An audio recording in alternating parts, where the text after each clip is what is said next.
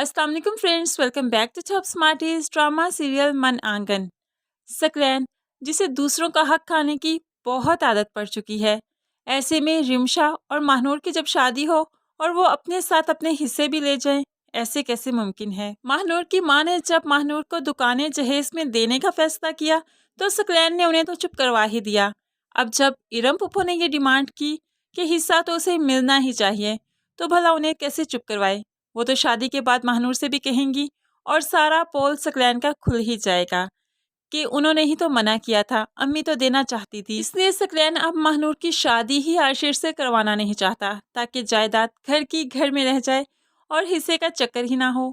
इसीलिए तो वो अब फैसला करता है कि आशिर को महानूर के माजी के बारे में सब कुछ बता देगा ताकि आशिर महानूर को रुखसत करवा कर लेकर ही ना जाए। अब सकलैन आशिर के पास जाएगा, उसे कहने लगा, मुझे पता चल गया है कि महानूर ने रिश्ते से इनकार क्यों किया था, लेकिन तुम्हें बताना भी चाहता हूँ और तुम्हें बताते हुए शर्म भी आ रही है। अब आशिर भी चौंक जाता है और पूछने लगा, आखिर ऐसी क्या बात है कि आपको मुझसे शर्म आ रही है, मुझसे भला क्या शर्माना। तो अब ये सकलैन बता ही देता है कि महानूर का माजी है जिसमें उसका किसी लड़के के साथ चक्कर था और लड़के का करैक्टर भी अच्छा नहीं, वो एक रईस बाप की बिगड़ी हुई औलाद था। ऐसे में आशिर को बहुत ही गुस्सा आ जाता है और कहने लगा, भला फिर आपने अम्मी को क्यों मनवाया इस रिश्ते के लिए जबकि महानूर ने इनकार कर दिया था। अब सकलैन भी मासूम बनते हुए कहने लगा, मुझे पहले नहीं पता था, पता होता तो क्या मैं इस रिश्ते के लिए मनाता पुप्पो को। तुम ऐसा सोच भी कैसे सकते हो। अब तो आशिर के दिल में बदगुमानी आ ही चुकी है।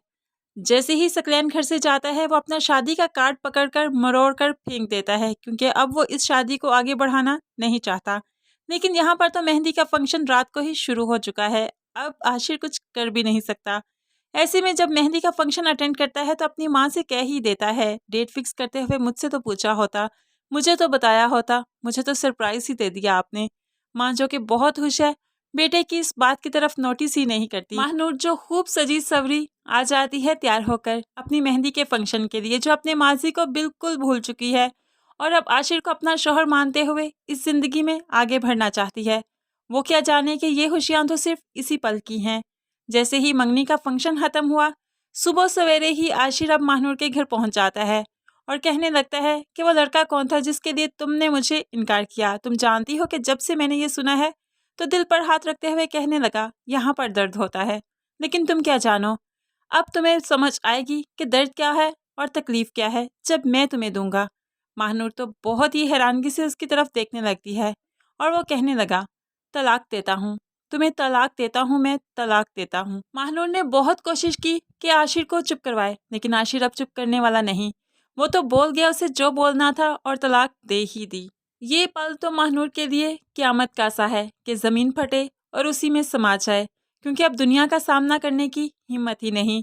ऐसे में उसे वासे का ख्याल आएगा, वासे के घर जाएगी, लेकिन वासे भी अपनी ज़िंदगी में आगे बढ़ना चाहता है। वो भी महानूर को बुरी तरह से धुतकार देगा और उसको छोड़कर चला जाएगा। ऐसे में महानूर अकेली बैठी रोती रहेगी। तो यहाँ पर खुदा ने उसके लिए एक और दरवाज़ा खोल दिया कि उसको एक ऐसा इंसान मिल गया जो उसे हमेशा समझ पाएगा। महानूर की ज़िंदगी तो सवर ही जाएगी, लेकिन क्या सकलैन का क्या अंजाम होगा। क्या ये रिमशा की शादी भी नहीं होने देगा और महानूर की शादी में आगे चलकर भी रुकावटें पैदा करेगा। आप इस बारे में क्या कहते हैं। सकलैन का क्या अंजाम होना चाहिए। अभी तो सकलैन ने बहुत कुछ करना है, सारी जायदाद अपने नाम लगवानी है, अभी तो उसने दूसरी शादी भी करनी है, अरीबा को भी छोड़ना है।